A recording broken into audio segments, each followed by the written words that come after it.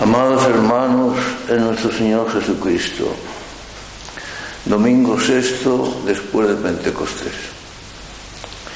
en el cual, y siguiendo el rito llamado extraordinario que venimos celebrando, la Iglesia nos propone, como liturgia de la palabra, a considerar el Evangelio que nos narra uno de los milagros más extraordinarios de nuestro Señor Jesucristo, el milagro de la multiplicación de los panes. Un milagro que el modernismo imperante en la Iglesia de hoy pone en duda de múltiples maneras, tratando de privarlo de su carácter de extraordinario y, por supuesto, de todo contenido sobrenatural, aportando para ello multitud de explicaciones de tipo natural y racionalista. Es la tendencia del modernismo actual, en la cual se trata de privar a la persona de Jesucristo de su carácter divino y de convertirlo a todo lo más en un simple hombre. Y digo todo lo más porque incluso señala su carácter de existencia histórica, como producto fabricado y construido por la primitiva comunidad o por fuentes muy posteriores a la antigüedad que se atribuye al Nuevo Testamento, etcétera, etcétera, etcétera. En definitiva, se trata, por todos los medios, de hacer desaparecer, de desvirtuar, de difuminar la figura de nuestro Señor Jesucristo. Imaginaos, queridos hermanos, lo que sería de nuestro cristianismo, de nuestra religión, una vez que de ella haya desaparecido como eje central, como figura central, como motor, como alma, la figura de nuestro Señor Jesucristo, nuestro Redentor. Por eso, la desaparición o el intento que por todos los medios está llevando a cabo el modernismo, el racionalismo, el protestantismo, y todas las sectas y ideologías modernas están incidiendo con audacia en la Iglesia Católica, el intento de hacer desaparecer la figura de Jesucristo, queridos hermanos, no es más que el comienzo. El comienzo de una situación a la cual en tiempos futuros, y tal como dicen las profecías, indudablemente se va a llegar. Esta situación que irá a más, que se irá intensificando, esta situación en la cual la desaparición de los elementos que constituyen la base de la verdadera fe en la Iglesia Católica, la fe que fue predicada por Jesucristo, que nos fue transmitida por los apóstoles y luego a su vez transmitida y conservada por el magisterio de la Iglesia. Esta fe va desapareciendo y va siendo desvirtuada en su contenido y cambiada por creencias de otro tipo, hasta el punto de que llegará un día, según las profecías, en que la verdadera Iglesia Católica prácticamente habrá desaparecido. No podrá desaparecer, según la promesa de nuestro Señor Jesús, pero prácticamente habrá desaparecido y habrá quedado reducida a ese pequeño rebaño. Hermanos míos queridos, cuando llegue ese momento, habrá llegado el momento de la Iglesia de las catacumbas. El pequeño rebaño que aún permanezca fiel a las enseñanzas de la Iglesia y que esté dispuesto a seguir sufriendo los embates y persecuciones del enemigo, que serán muchos y muy fuertes, este pequeño rebaño permanente, fiel a los principios predicados por Jesucristo y transmitidos por la Iglesia durante más de 20 siglos, tendrá que vivir en la forma como vivía la Iglesia primitiva de las catacumbas. Yo le llamo a esta Iglesia futura la Iglesia catacumbal.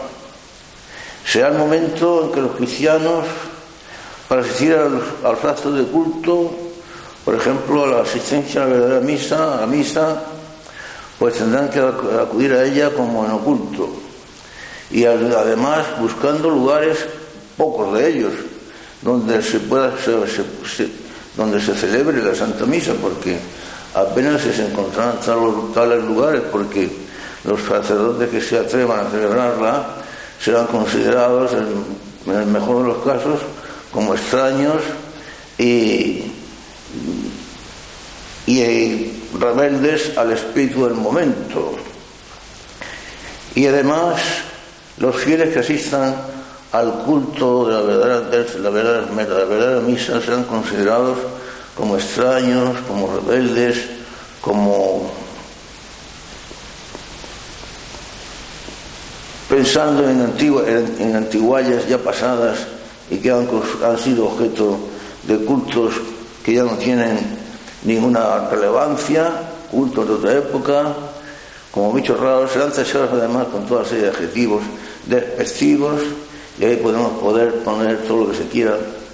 Estos fieles, llegará ese momento, cuando llegue el momento de la iglesia de las catacumbas, en que para poder asistir a la Santa Misa, quizá casi a escondidas, tengan que recorrer largas distancias para encontrar un lugar y un sacerdote dispuesto a celebrar la Santa Misa, tal como la Iglesia siempre la ha mantenido y conservado. Porque los tales sacerdotes que aún se mantengan fieles serán muy escasos y además estarán siendo sujetos y objetos de persecución, de desprecio y de todo lo que podamos imaginar. Esta asistencia a los cultos, a los verdaderos cultos, como digo, que tendrá que realizarse cuando lleguen esos momentos en que sea una realidad la iglesia catacumbal, pues tendrá que realizarse, como digo, casi en oculto, casi como cristianos perseguidos, casi considerados como bichos extraños o raros, ajenos al espíritu del momento, y en su lugar de los cultos auténticos que la Iglesia siempre ha mantenido como tales cultos auténticos y verdaderos, pues se establecerán cultos paganos, misas quizá menos dudosas, quizá otras bastante dudosas, e incluso otras bastante aberrantes, e incluso otras sacrílegas, pero que contarán con el beneplácito y la protección de los pastores del momento. Mientras que, como digo, los que pretendan practicar los cultos que la Iglesia siempre ha mantenido como auténticos, como legítimos, como los queridos por Dios, serán perseguidos. Es el momento de la Iglesia de las catacumbas, que llegará en su día, hermanos míos, aunque ahora aún no estemos en él. Pero, como digo, los verdaderos cultos de la Iglesia serán cambiados por cultos paganos. Y digo cultos paganos porque, además de que tales cultos que se celebrarán como los auténticos de la verdadera Iglesia, cuando no lo sean, además de eso, pues nos encontraremos con auténticos cultos a dioses paganos y a dioses falsos. Y a este respecto quisiera decir algo acerca del culto o acerca de lo que se suele dar como establecido, de que el judaísmo y el islam dan culto al mismo Dios que nosotros los católicos. El Dios de los católicos, se suele decir, es el mismo Dios que el de los judíos y el de los musulmanes. Bueno, acerca de este respecto incluso hay ciertas declaraciones conciliares del Concilio Vaticano II, en las que, por ejemplo, la Constitución Lumen Gentium y en la Declaración Nostra Aetate, en la que de una manera más o menos ambigua se habla de que los cultos de los musulmanes o de los judíos, o incluso a veces de los hindúes, pues contienen elementos muy próximos a los nuestros, de total consideración por parte nuestra, y que en definitiva su Dios viene a ser nuestro Dios. Yo no soy quien, en absoluto, no tengo ninguna autoridad para criticar las decisiones de un concilio ecuménico, aunque no tenga ningún carácter dogmático, porque aunque la Constitución Lumen Gentium se presente como dogmática, en realidad ninguno de los documentos del concilio es dogmático, como el mismo concilio declara. Pero como digo, yo no tengo ninguna autoridad para criticar los documentos del concilio, ¿quién soy yo? Pero acerca de esas declaraciones, como es lógico, se han vertido ríos de tinta para interpretarlas. Como siempre sucede con las declaraciones más o menos ambiguas, o más o menos dudosas, o que parecen poner en duda los contenidos de la verdadera fe, pues como digo, se han vertido ríos de tinta tratando de interpretar estas declaraciones y de ponerlas en su lugar correspondiente, haciendo ver que no dicen nada de erróneo, sino que dicen la pura verdad. Y como digo, hay millares de interpretaciones, las cuales unas dicen que dijo, pero que no dijo, otras dicen que dijo, pero quiso decir, otras dicen que quiso decir lo que no dijo, pero dijo lo que no quiso decir, etcétera. Se pierde uno. Yo le digo multitud de esas interpretaciones, muchas de las cuales, algunas de ellas, son razonablemente admisibles, sin duda alguna. Pero yo, por encima de eso, y salvando lo que dije al principio, de que yo no sé quién para criticar la autoridad de un concilio, dada esa multitud de interpretaciones y de variedades y de ambigüedades y de interpretaciones sibilinas, sutiles, en las que hay que ser verdaderamente, pues no sé, un espíritu más que perspicaz para poder manejarse en ese laberinto de interpretaciones. Dado eso, yo me remonto a las fuentes. Y en las fuentes más primitivas se dice expresamente, en la carta primera del apóstol evangelista San Juan, que el que niega la divinidad de Jesucristo también niega al Padre. Y el que no tiene a Jesucristo tampoco tiene al Padre. Y no solamente eso, sino que el que no tiene a Jesucristo, porque lo niega, es un anticristo, es el anticristo. De manera que los que niegan la divinidad de Jesucristo según la revelación, no solamente no poseen al Padre, es decir, no poseen a Dios, sino que además son anticristos, es decir, enemigos de Dios. Por lo tanto, cuando se pretenden establecer un culto al Dios del judaísmo o al Dios del islamismo, según los contenidos de la revelación, si nos atenemos a la lógica, pues se está estableciendo como culto dioses falsos. Y decir dioses falsos es decir ídolos. De manera que ya tenemos establecido, según la revelación, el culto a los ídolos.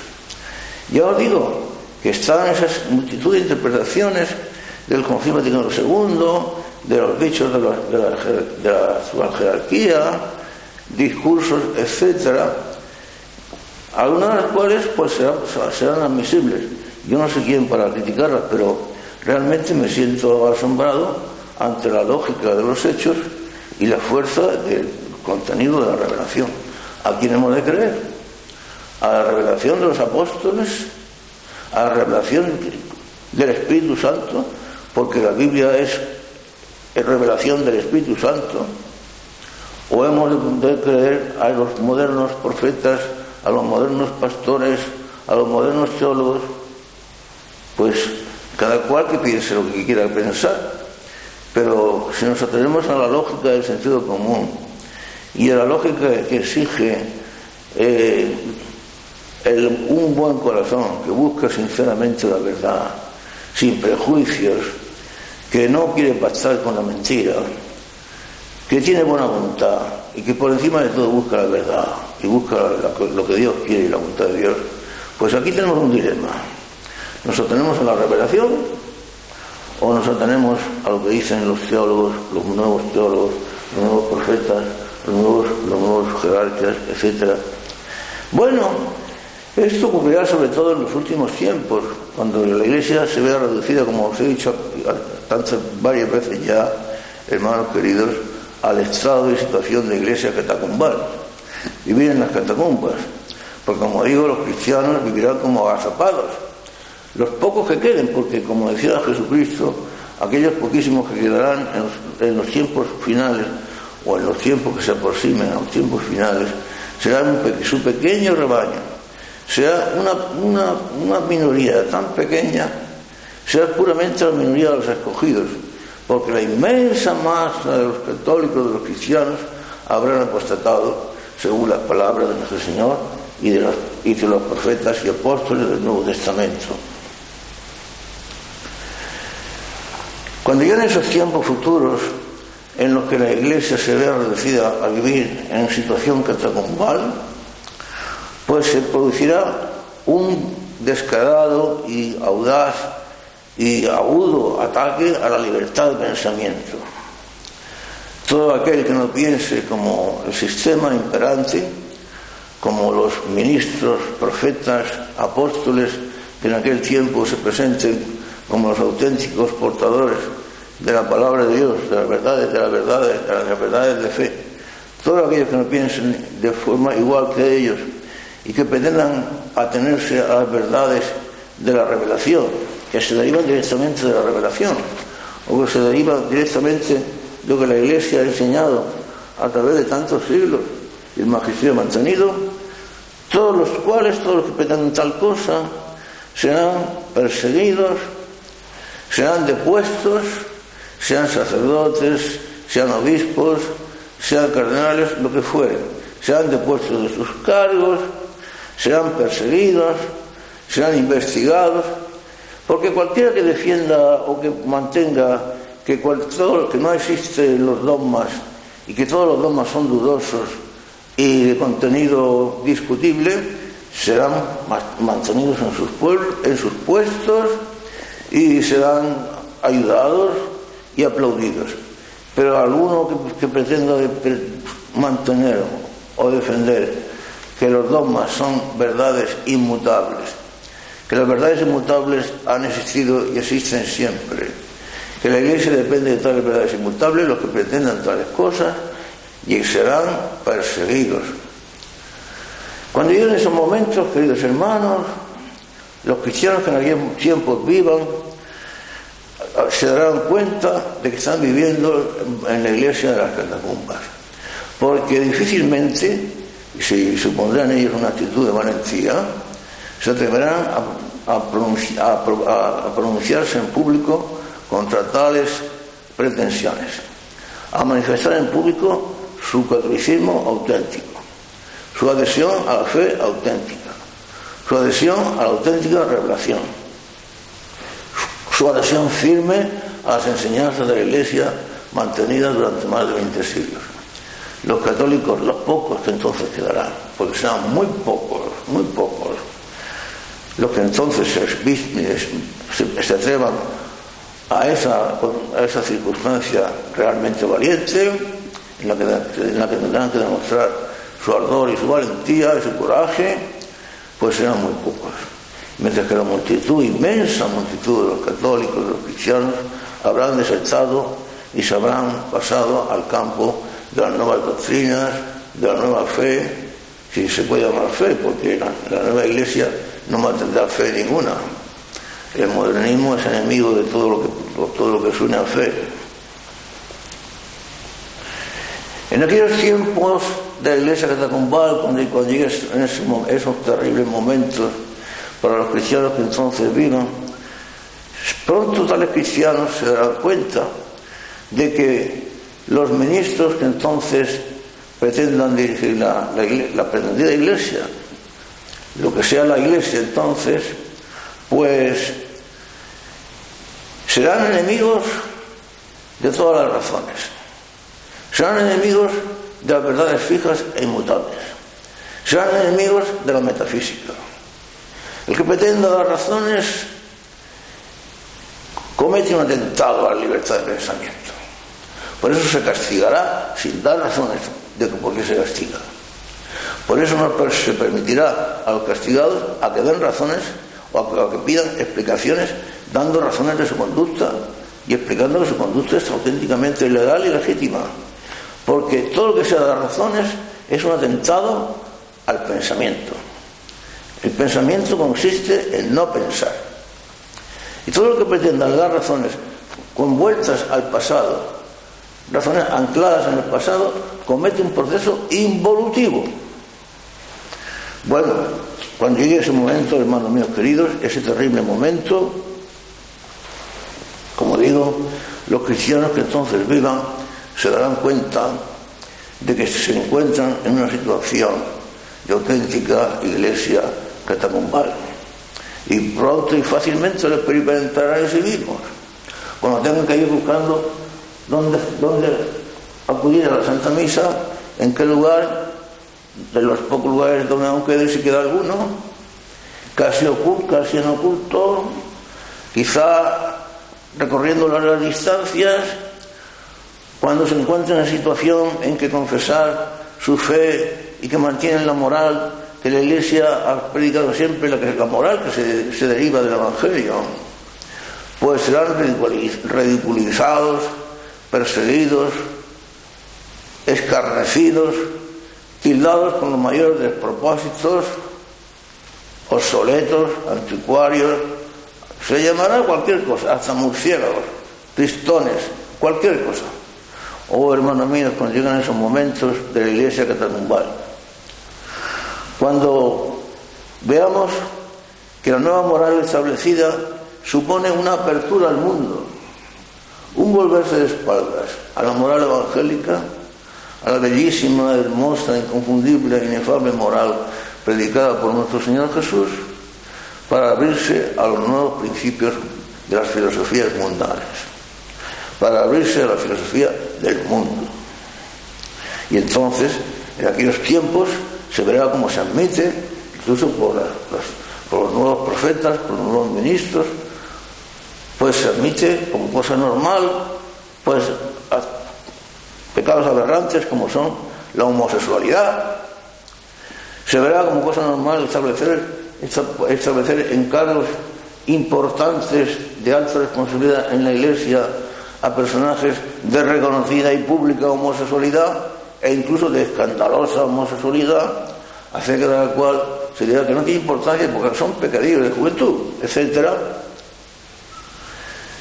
Tales cristianos que vivan en esa época de iglesia catacumbal verán cómo se defiende y cómo se establece incluso el sacerdocio femenino, cómo se anula el celibato sacerdotal y cómo se llega a situaciones en las cuales ya se pone en juego la profanación incluso del cuerpo de nuestro Señor Jesucristo. Se permitirá incluso, o se pretenderá permitir, se pretenderá establecer como lícita la comunión de adúlteros. Los adúlteros casados en segundas nupcias, pues ¿por qué no van a poder recibir la Sagrada Comunión, el cuerpo del Señor? Y eso se considerará una cosa normal en aquellos tiempos. De manera que ya el cuerpo del Señor, en las palabras de San Pablo, de que nadie puede recibir, según San Pablo, el cuerpo del Señor indignamente, porque entonces se traga y se bebe su propia condenación, quedarán completamente olvidadas y disimuladas y olvidadas. Y en cambio, pues se tratará tales situaciones como cosas normales, cosa que la Iglesia de 20 siglos, de más de 20 siglos, siempre hubiera considerado como un grave escándalo y como una grave con profanación del cuerpo del Señor. Es que los adultos necesitan el remedio de la comunión, pero la comunión no puede ser un remedio para personas que están en una situación de grave pecado, de pecado mortal. No echéis las cosas santas a los perros, decía nuestro Señor Jesucristo. No, eso no puede ser. Entonces, como digo, cuando lleguen esos tiempos de grave persecución para los pocos fieles que, como tales fieles, hayan permanecido íntegros y firmes a la doctrina de Jesucristo y a la doctrina de la Iglesia, serán tiempos durísimos, tiempos en los cuales se pondrá a prueba la firmeza de su fe, el coraje de su valentía y la firmeza de su carácter, porque realmente es cuando ahí los tales cristianos, los pocos que queden, según Jesucristo, serán muy pocos, y por eso los tiempos serán acortados. porque se formará el grupo de los elegidos, el grupo del pequeño rebaño, que así lo llamaba Jesucristo, mi pequeño rebaño, mi pusilus gres.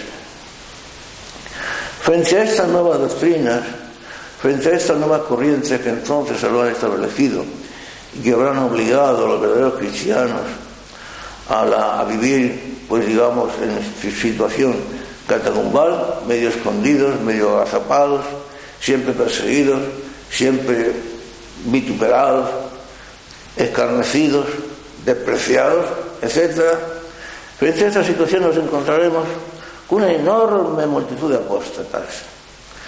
Es realmente increíble, amados hermanos míos, cuando nos ponemos a pensarlo delante de nuestro Señor, ¿cómo es posible que la doctrina de Jesucristo, las enseñanzas de Jesús, contenidas en el Evangelio, tan sublimes, tan maravillosas, tan elevadas, lo más elevado que jamás haya podido el hombre imaginar ni concebir, hayan sido, sin embargo, tan sistemáticamente pisoteadas, despreciadas y olvidadas por multitud de católicos, que sin resistencia alguna por su parte se han vuelto a las nuevas doctrinas, incluso miembros de la jerarquía, incluso miembros de la alta jerarquía, aduladores, aprovechados, buscadores de mejorar su situación, todos ellos buscadores de estar de acuerdo con un mundo que los aplaude, que los recibe como miembros suyos.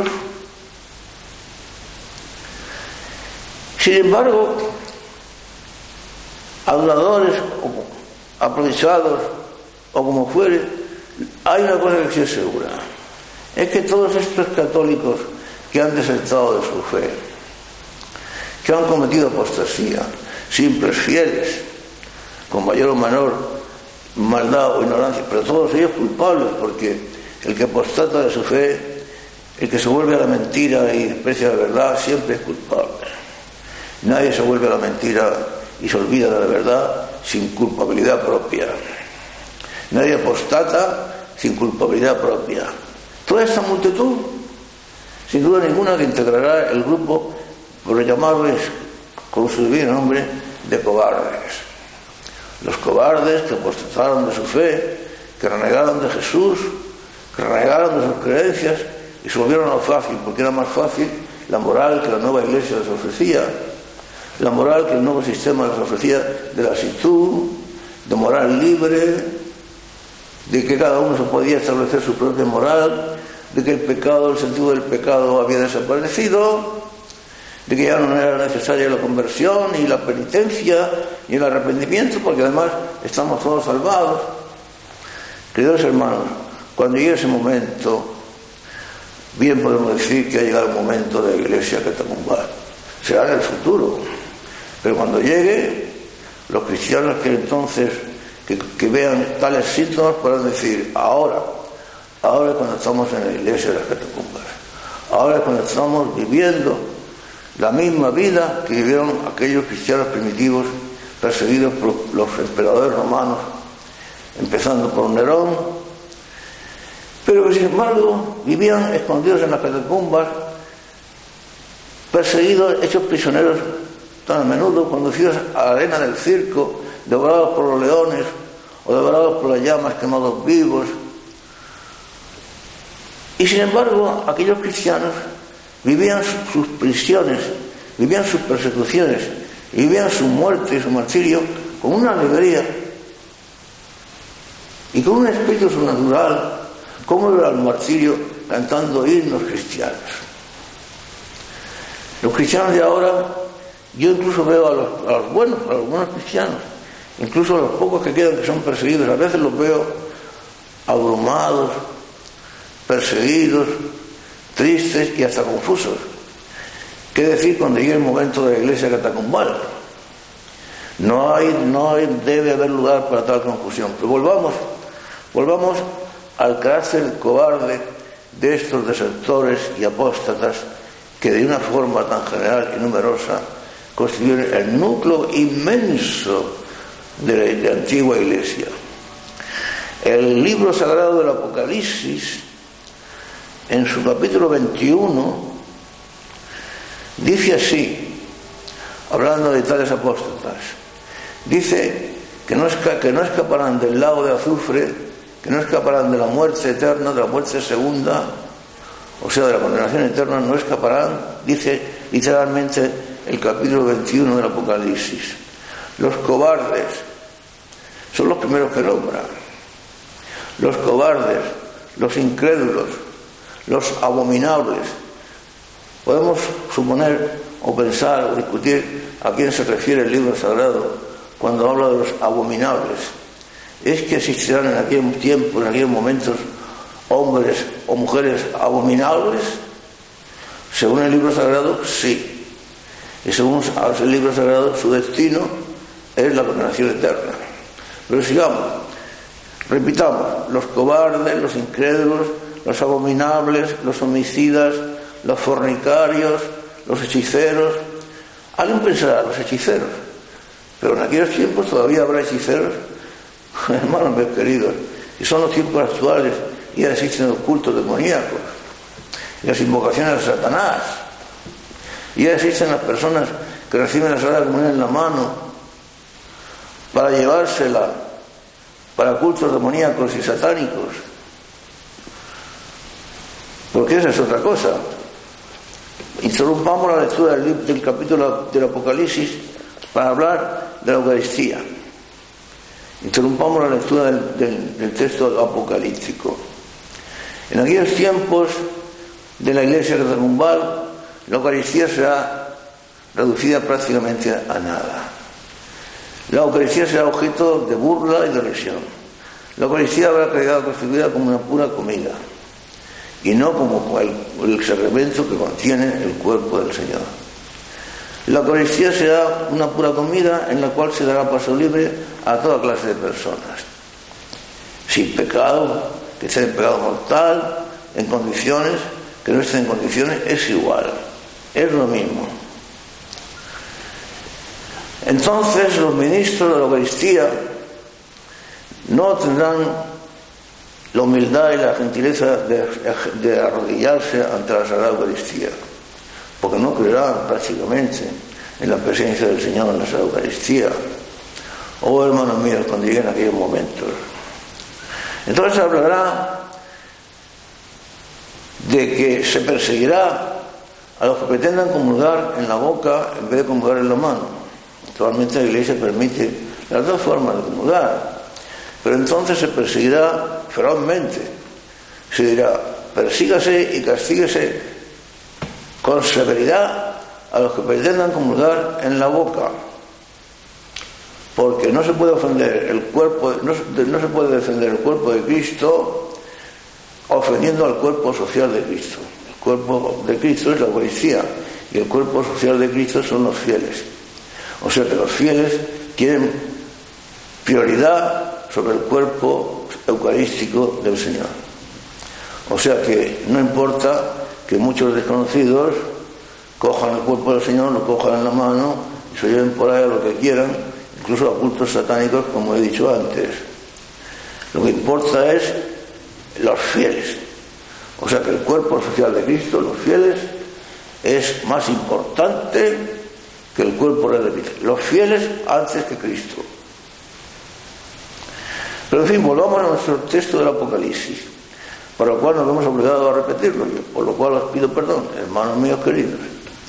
Los cobardes, los incrédulos, los abominables, los homicidas, los fornicarios, los hechiceros, los idólatras. Los idólatras. También en nuestro tiempo existen idólatras, y muy abundantes. ¿Cuáles serán los tiempos futuros de la Iglesia catacumbal? Los idólatras y todos los mentirosos, dice el texto apocalíptico, tendrán su parte en el estanque que arde con fuego y azufre y que es la muerte segunda. Apocalipsis capítulo 21. Aquellos tiempos de situación de la Iglesia catacumbal, hermanos míos queridos, serán tiempos difíciles para los cristianos que todavía perseveren en aquellos instantes.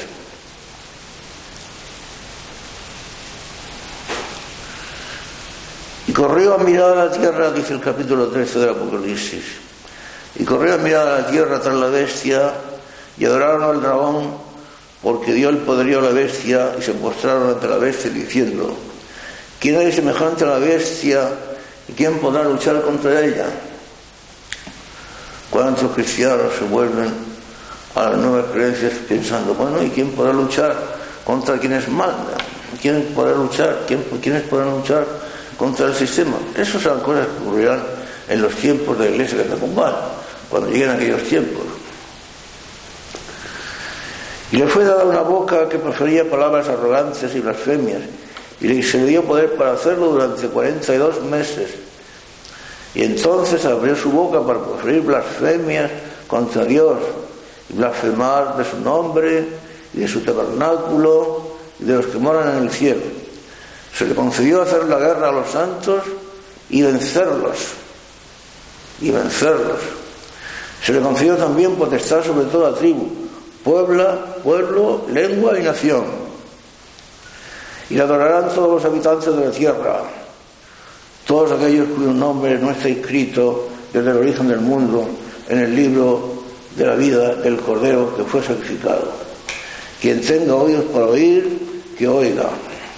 Esta última expresión del Apocalipsis, que empleaba nuestro Señor a menudo y que es muy sugerente, y que yo, hermanos míos, os aconsejo que la reflexionéis. Quien pueda coger, que entienda, decía nuestro Señor. El que pueda entender, que entienda. Si alguien puede entender lo que estamos diciendo, lo entienda. Si no lo puede entender, pues bueno, mejor o peor para él, allá él. Pero son palabras del Señor. Quien pueda entender, que entienda. Quien pueda coger, que coja. Pues bien,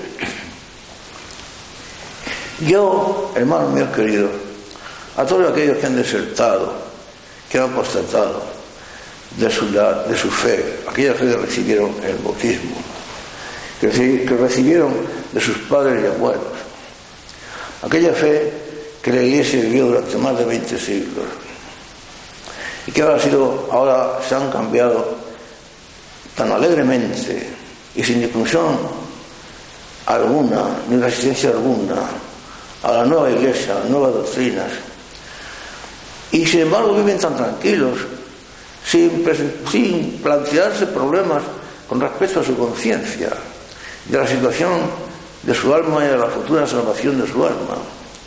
Yo a los tales les recordaría las palabras que el apóstol San Pablo dirigía a los Gálatas, o sea, a los fieles de Galacia, en el capítulo 1 de su carta a los Gálatas.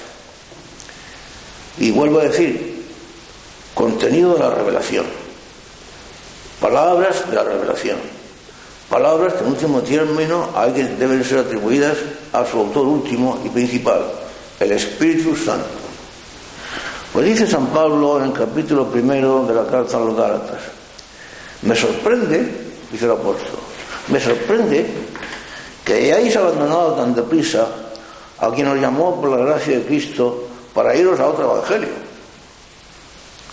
Me sorprende, repito, que hayáis abandonado tan deprisa a quien os llamó por la gracia de Cristo para iros a otro evangelio. Las palabras son muy expresivas. Continuamos. No es que haya otro evangelio, sino que hay quienes os perturban y quieren trastocar el evangelio de Cristo. Pero aunque nosotros o un ángel del cielo os anunciara un evangelio distinto del que os hemos anunciado, maldito sea, anatema sea. Pero aunque nosotros o un ángel del cielo os anunciara un evangelio distinto del que os hemos anunciado, anatema sea. Por eso, hermanos míos queridos, las palabras de San Pablo son bien claras y debieran hacernos reflexionar. Pensemos, hermanos queridos, que está en juego la salvación de nuestra alma, que no es un décimo de la lotería de lo que nos jugamos, que es la salvación de nuestra alma eterna. Salvación eterna o condenación eterna. Pues bien, a los que han preferido una moral laxa, autónoma, yo hago mi propia ley, yo soy el que decido, yo soy la dueña de mi cuerpo y decido si puedo abortar o no puedo abortar. ¿Por qué una mujer no puede ser obispa o ser sacerdote? ¿Por qué la iglesia no puede ser esto, no puede ser lo otro? Yo decido lo que debe ser la iglesia. Yo le digo al Papa lo que tiene que hacer o lo que no tiene que hacer. La nueva moral, la moral de cada uno. La moral en la cual uno se vuelve a favor del mundo. Pues bien, a estos tales yo les diría, yo les recordaría una escena.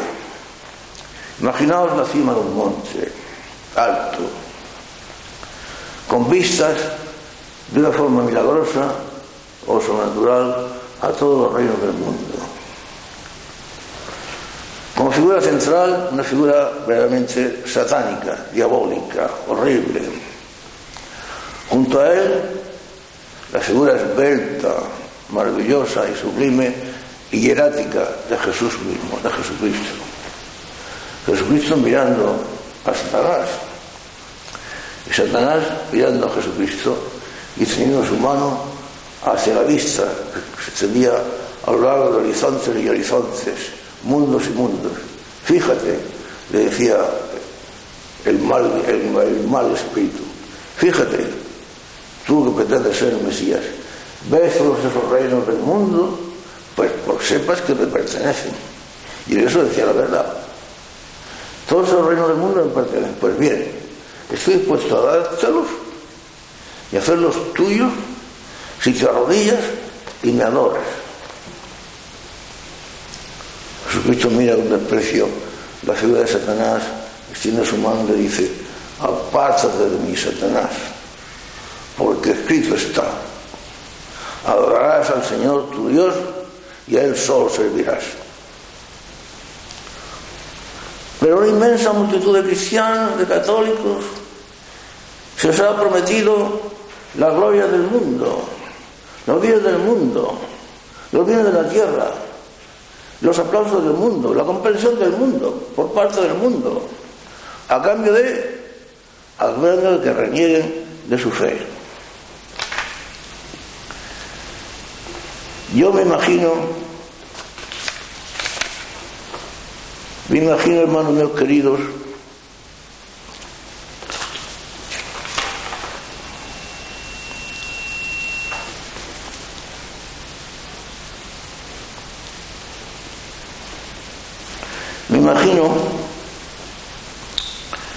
esta escena del Evangelio, los que pretenden que las glorias del mundo, y que el aplauso del mundo, y que la comprensión del mundo, y que estar de acuerdo con las nuevas filosofías y las nuevas doctrinas supone un avance y una transformación en plan positivo, progresista, con respecto a periodos ya antiguos y pasados, como dicen ahora los teólogos modernos, que supone volver al pasado un proceso involutivo.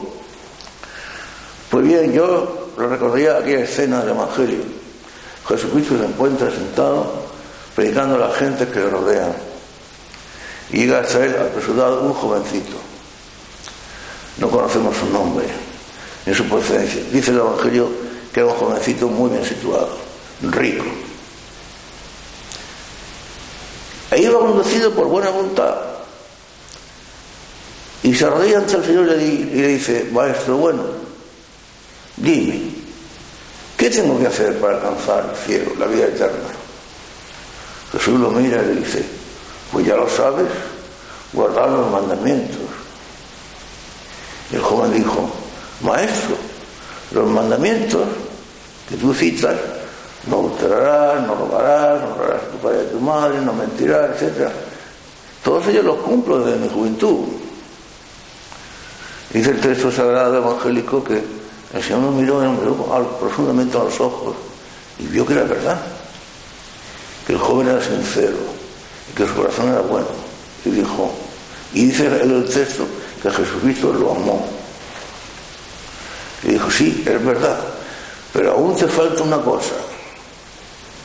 Ve y deja todo lo que tienes y dáselo a los pobres. Y entonces, y solo entonces, ven y sígueme. Hermanos míos queridos, esta situación de renegar de la propia fe para hacerse con todas las cosas, para hacerse con la gloria del mundo, para hacerse poderoso, para hacerse rico, para estar en paz con el ambiente, para ser considerado, para ser estimado, para ser aplaudido, etcétera, etcétera. No hace falta citar muchos episodios, ni muchas frases, ni muchas enseñanzas del Evangelio para constatar que esta postura es contraria a las enseñanzas del Evangelio y a las enseñanzas de Jesús. Y que cada cual elija y escoja. No hay más que las alternativas. El camino que conduce a la vida eterna o el camino que conduce a la condenación eterna. No hay otra alternativa. No hay un tercio y un quid, no hay un tercero.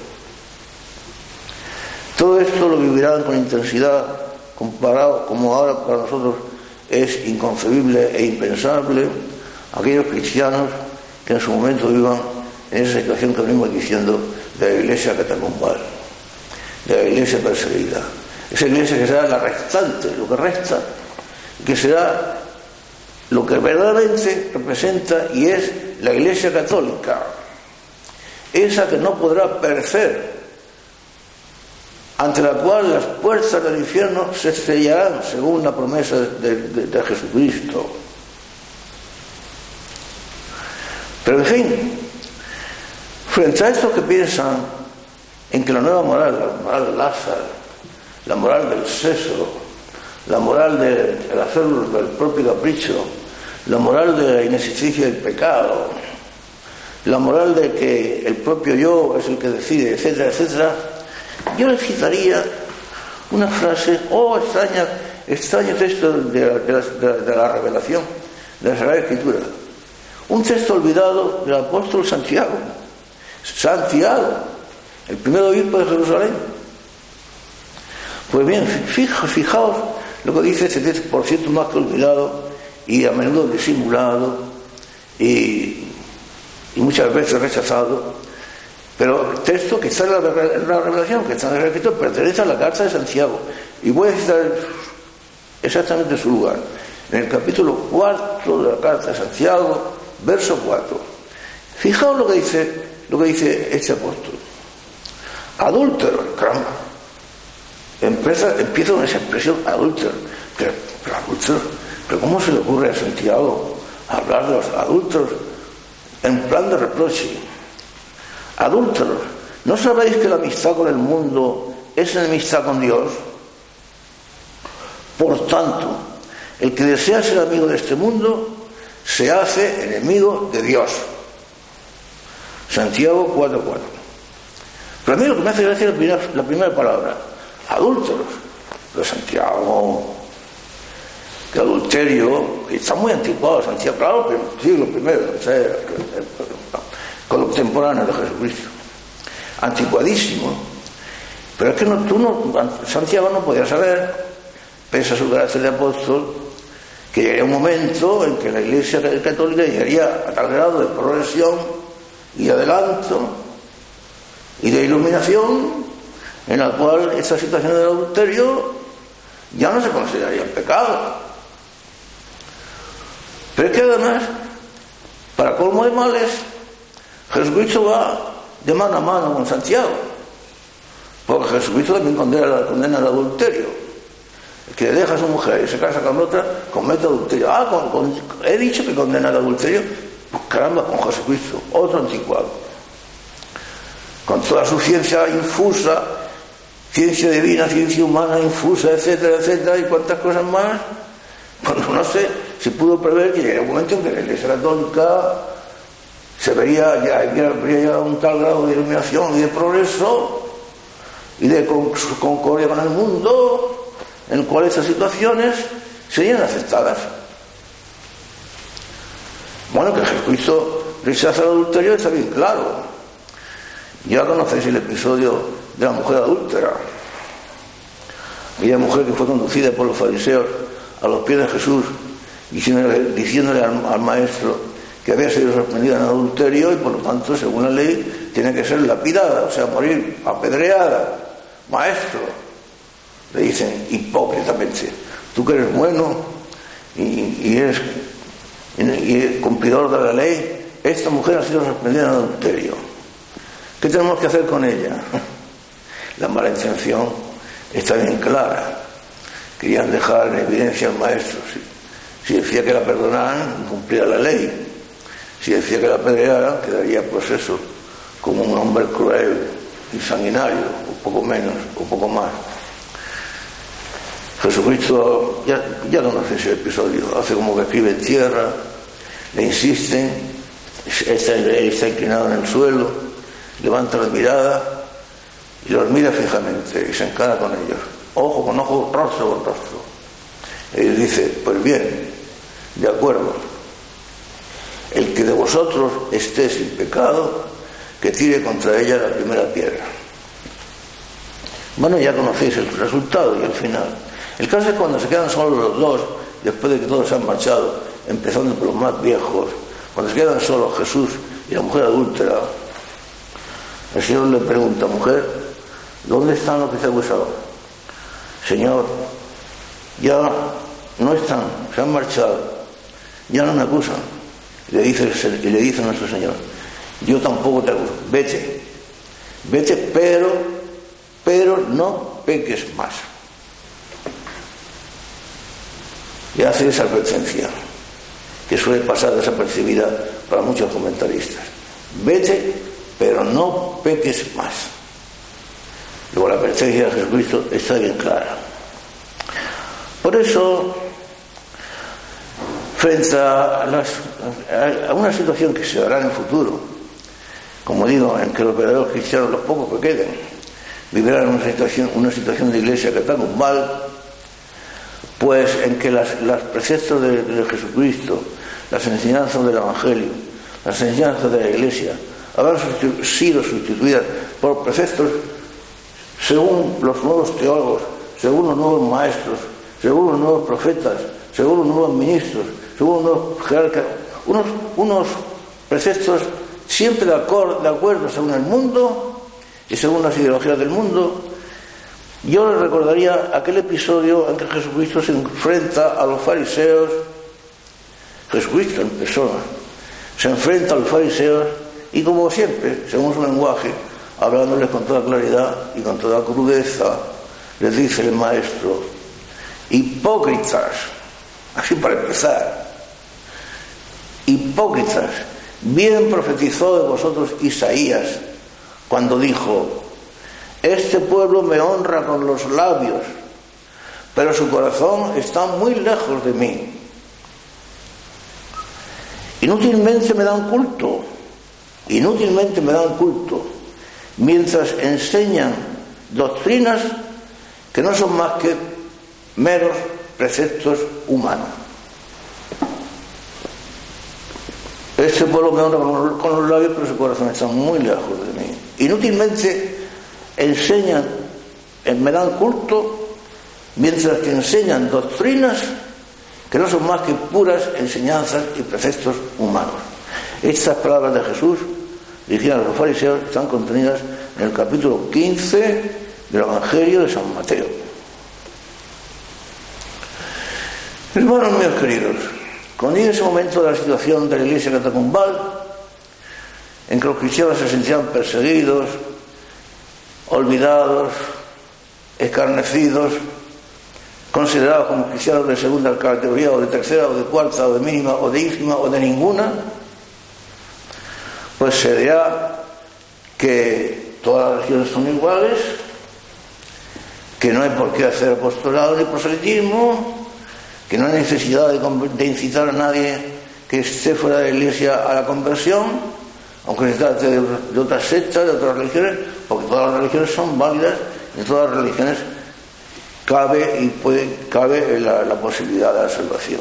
Yo le recordaría estas palabras de nuestro Señor, unas palabras encantadoras contenidas en el capítulo 10 del Evangelio de San Juan, cuando nuestro Señor amablemente, cariñosamente, abriendo su corazón, hablaba del buen pastor, de las cualidades del buen pastor, ese que da la vida por sus ovejas, que conduce a las ovejas a buenos pastos, o sea, le proporciona auténticas doctrinas y no falsos pastos y no venenos.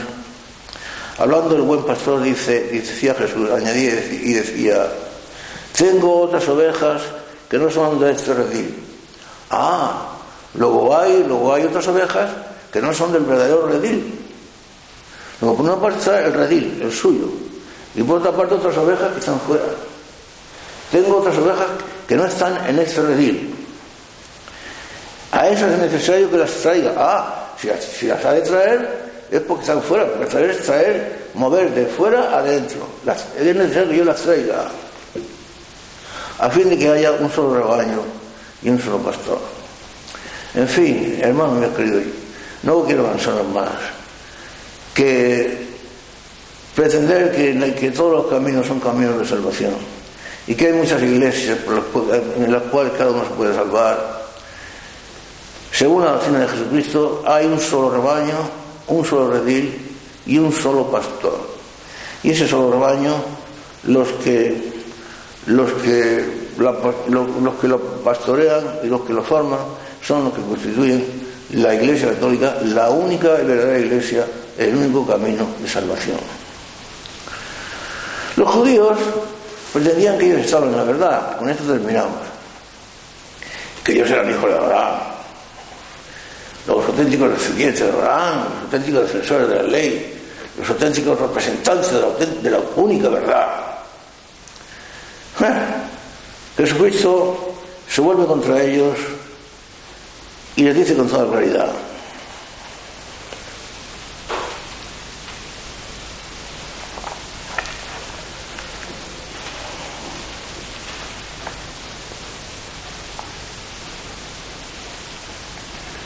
ya sé, le dice Jesús, ya sé que soy linaje de Abraham, pero intentáis matarme porque mi palabra no es acogida por vosotros.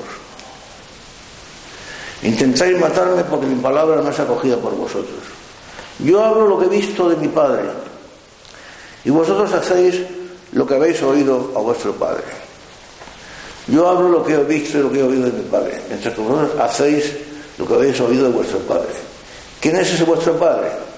Tranquilos, porque ahora lo va a decir Jesús. ¿Quién es?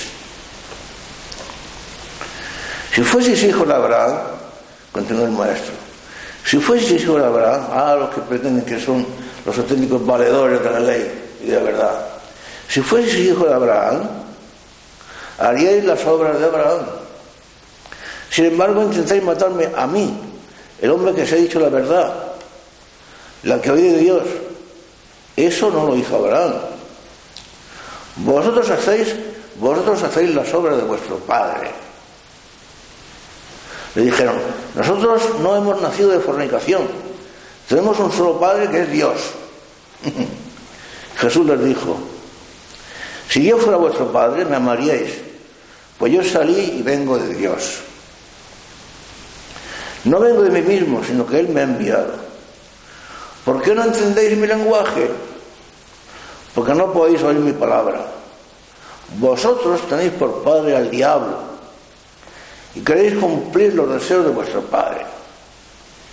Él, el diablo, era homicida desde el principio y no se mantuvo fiel en la verdad, porque en él nunca hubo verdad.